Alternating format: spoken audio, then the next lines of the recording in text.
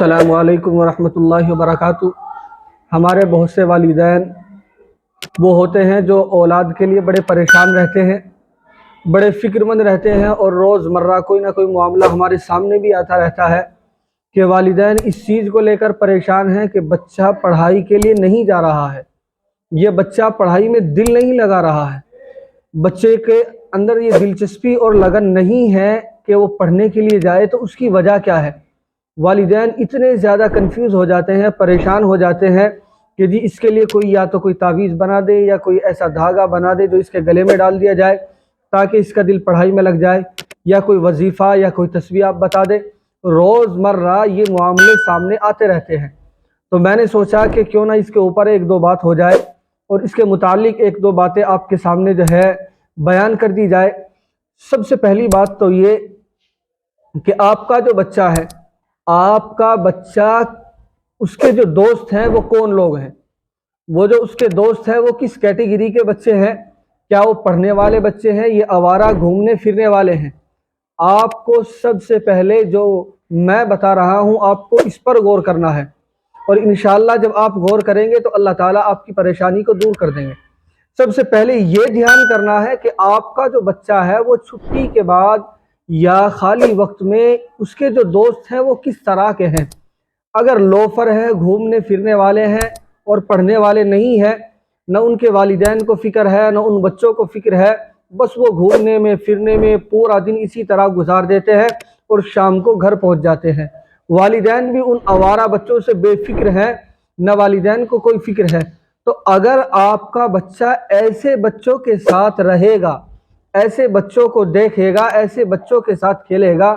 تو یقیناً آپ کے بچے کے اندر بھی یہ بات آئے گی کہ واقعی دیکھو یہ گھومنے پھرنے والے کتنی خوشی سے اور موج مستی سے رہ رہے ہیں، اور ہم کبھی پڑھنے صبح جانا، کبھی شام میں جانا، کبھی ٹیوشن، کبھی یہ کبھی وہ، تو ایک وہ یہ سمجھتا ہے اپنے آپ کو کہ آوارہ پھرنا اور گھومنا ان آوارہ کی طرح ہی سکون ہے۔ تو بچوں کو جو زیادہ تر آج کے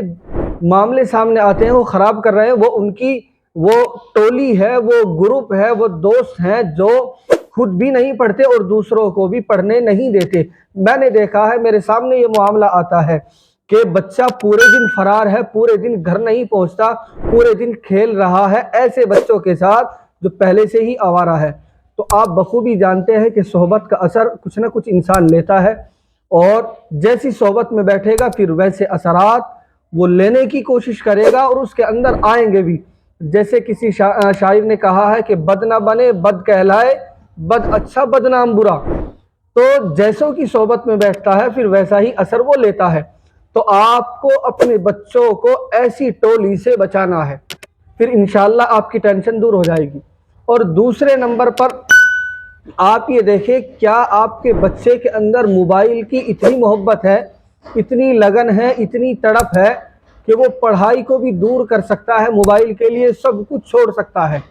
اور والدین یہ سمجھتے ہیں میرا بچہ گھر کے اندر ہے، کچھ نہیں کر رہا، بس موبائل چلا رہا ہے۔ لیکن ہوتا کیا ہے کہ وہ موبائل کی محبت میں پڑھائی کو سب کچھ بالائے طاق کر دیتا ہے۔ تو آپ اپنے بچے کی محبت میں اتنا غلو مت کیجیے، اتنا آگے سے مت ایسا کام کیجیے کہ آپ کا بچہ موبائل کے چکر میں رہ کر سب کچھ چھوڑ دے۔ آپ کو یہ اس بات کا خیال رکھنا ہے، آپ کی توجہ اس طرف ہونی چاہیے کہ اگر میں بچے کو موبائل کچھ وقت کے لیے دیتا بھی ہوں تو اس کے ساتھ ساتھ آپ اپنے بچوں کو تعلیم کی شرط لگائیے، تعلیم کے متعلق آگاہ کیجیے، تعلیم کی طرف توجہ دلائیے، اور موبائل دے کر بے فکر مت بنیے۔ بے فکر ہو جاتے ہیں والدین، تو آپ کے بچوں کو تعلیم سے دور کرنے کی بڑی وجہ موبائل کی محبت ہے، اور آپ کا اس کو ڈھیل دینا ہے۔ لیکن پھر وہ آ کر شکایت کرتے ہیں اسکولوں کے اندر یا مدرسوں کے اندر کہ جی آپ کوئی ایسا تعویذ دے دے، ایسا آپ جو ہے کوئی دھاگا بنا دے، کوئی ایسا دعا بتا دے، کوئی وظیفہ۔ جب آپ نے اس کو ڈھیل اتنی دے دی تو وظیفہ، دعا، تعویذ کیا کام کرے گا؟ اس کے ساتھ ساتھ آپ کو کوشش بھی تو کرنی پڑے گی، آپ کی کوشش، آپ کی لگن ہے ہی نہیں اس طرف، تو پھر بچہ آپ کا کہاں پڑے گا؟ اور تیسری بات یہ کہ آپ کا بچہ خالی وقت میں کہیں ایسے گھروں میں تو نہیں جاتا جہاں ٹی وی چلتا ہے، جہاں LCD وغیرہ پر فلمیں چلتی ہیں، اس کا بھی آپ کو خاص خیال رکھنا ہے۔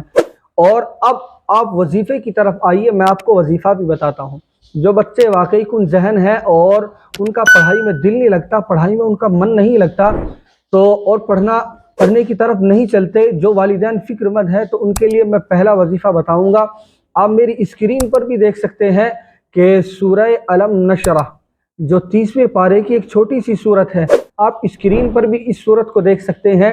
اس صورت کو ہر فرض نماز کے بعد گھر کا کوئی بھی افراد پڑھ سکتا ہے۔ 3 مرتبہ یا 5 مرتبہ یا 7 مرتبہ پانی پر دم کیجیے اور اس بچے کو پلا دیجیے۔ اگر وہ بچہ اس قابل ہے کہ قرآن کریم پڑھنا جانتا ہے، یہ صورت اس کے یاد ہے، تو وہ بھی ہر فرض نماز کے بعد چاہے گھر آ کر یا مسجد میں اپنی نماز سے فارغ ہو کر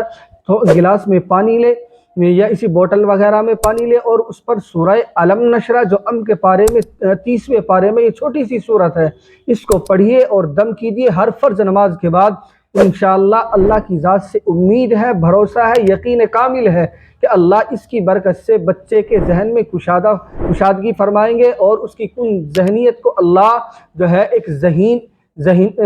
ایک ذہینیت میں اس کو تبدیل کر دیں گے اور اس کو کشادہ ذہن اور یاد کرنے والا ذہن اور باتوں کو اپنے ذہن کے اندر فٹ کرنے والا ذہن اللہ اس کو عطا کریں گے۔ اور دوسرا وظیفہ میں آپ کو بتا دوں کہ دوسرا وظیفہ یہ ہے کہ آپ اس آیت کو میری اسکرین پر بھی دیکھ سکتے ہیں جو میں آپ کو دکھا رہا ہوں۔ سورۃ النساء جو 4تھے پارے سے لن تناہ کے پارے سے شروع ہو جاتی ہے، لیکن 5ویں پارے میں ایک آیت ہے، آیت نمبر 113، اور وہ آیت کیا ہے؟ وَعَلَّمَكَ مَا لَمْ تَكُنْ تَعْلَمْ وَكَانَ فَضْلُ اللَّهِ عَلَيْكَ عَظِيمًا۔ آپ اس آیت کو میری اسکرین پر دیکھ سکتے ہیں، سورۃ النساء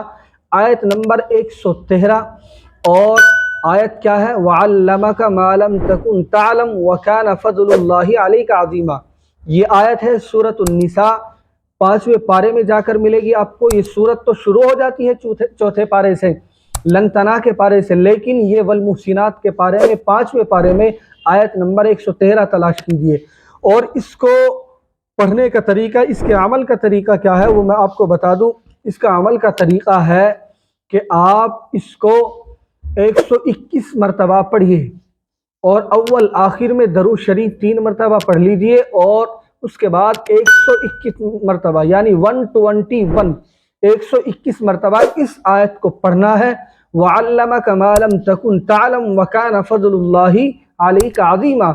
اس آیت کو پڑھ کر پانی پر دم کیجیے اور اس بچے کو پلا دیجیے۔ جو بچہ کن ذہن ہے، پڑھائی میں دل نہیں لگتا یا پڑھائی کی طرف نہیں جاتا، والدین جس کو لے کر فکر مند ہیں، پریشان ہیں، روزمرہ معاملے ہمارے سامنے بھی آتے رہتے ہیں، روزانہ کوئی نہ کوئی اس طرح کا معاملہ آتا ہے، تو میں ان والدین سے کہوں گا کہ ان باتوں پر توجہ دیجیے، اور اگر وظیفے کا عمل کا معاملہ ہے تو آپ اس کو کیجیے۔ اور اس عمل کے ساتھ ساتھ میں آپ کو یہ بات بھی بتا دوں کہ یہ عمل گھر کا کوئی بھی افراد کر سکتا ہے، لیکن وہ بچہ نہ کرے جو پڑھ رہا ہے۔ اس عمل کی یہ خاص بات علماء نے بیان کی گئی ہے کہ وہ بچہ خود بذات خود نہ کرے، جیسے پہلے عمل کی میں نے اس کو بتایا ہے کہ وہ خود بھی کر سکتا ہے، لیکن اس دوسرے عمل میں وہ بچہ نہ کرے، باقی گھر کا کوئی بھی افراد کر لے۔ 121 مرتبہ 121 مرتبہ اس آیت کو پڑھے اور شروع میں اور آخر میں 3 مرتبہ درود شریف پڑھ لے، پانی پر دم کر دے اور اس کو پلاتے رہے، اور مستقل اس کا مزاج بنا لے، آپ مستقل اس کو پلاتے رہے۔ انشاءاللہ اللہ تعالیٰ اس کی برکت سے اس کے کن ذہن میں اللہ کشادگی فرمائیں گے اور اللہ اس کو ذہانت عطا فرمائیں گے، اور اللہ اس کا دل پڑھائی میں بھی لگائیں گے۔ آپ اس عمل کو کیجئے، جو باتیں میں نے آپ کو بتائی ہیں آپ اس کے مطابق اپنے بچے کے بارے میں سوچئے، غور کیجئے۔ مجھے امید ہے کہ یہ میری باتیں، مختصر سی باتیں آپ کی سمجھ میں آ گئی ہوگی۔ اگر کوئی رائے ہے، کوئی مسئلہ ہے، کوئی آپ رائے دینا چاہتے ہیں، کوئی مسئلہ معلوم کرنا چاہتے ہیں، آپ کمنٹ کے ذریعے سے ہم سے وہ مسئلہ معلوم کر سکتے ہیں۔